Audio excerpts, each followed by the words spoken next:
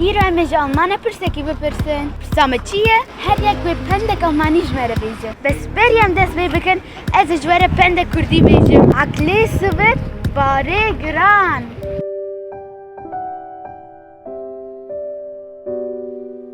Können Sie mir ein deutsches Sprichwort sagen? Nennen halt. Also nochmal das Gleiche, was ich Ihnen gesagt habe. Der Morgenstund hat Gold im Mund. Dankeschön. Ja, okay. Alles in Ordnung. Ja. Schönen Abend.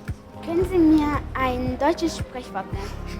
Reden ist Silber, Schweigen ist Gold. In der Ruhe liegt die Kraft.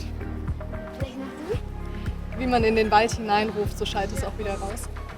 Dankeschön, Mr. Hall. Gerne. Können Sie mir ein deutsches Sprichwort sagen? Ja, zum Beispiel, der Apfel fällt nicht weit vom Stamm. Dankeschön. Gerne. Können Sie ein deutsches Sprichwort sagen? Da wird ja der Hund in der Pfanne verrückt. Und Sie? Der Apfel fährt nicht weit vom Stamm.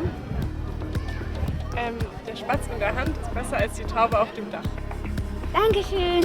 Können Sie mir ein deutsches Sprichwort nennen? Wer im Glashaus sitzt, sollte nicht mit Steinen werfen. Dankeschön. Gerne. Wer anderen eine Grube gräbt, fällt selbst hinein. Danke. Der letzte.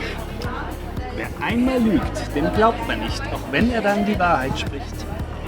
Dankeschön. وديت قالك تشتي خوش جمال مانا هيدنا تشتي كيفن وتشتي نو هر ولاتك كولتورك وي هي ام لالمانيانا جريك ام كولتورا والناس بكن اذا قالك كيف خوش بم جوا حلقة ايرو عجبان وانا جبرت بيجم تشيز